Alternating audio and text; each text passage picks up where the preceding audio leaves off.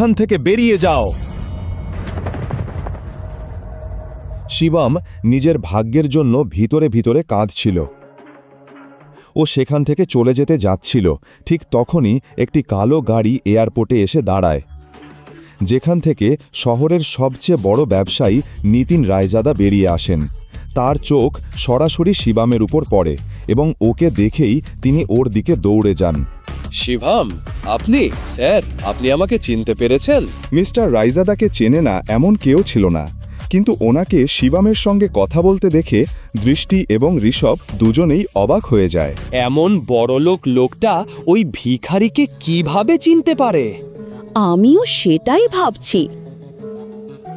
Mister Raizada প্রায় 5,000 কোটি টাকার সম্পত্তির মালিক, তাহলে উনি ওই ভিখারির সঙ্গে কথা বলছেন কেন?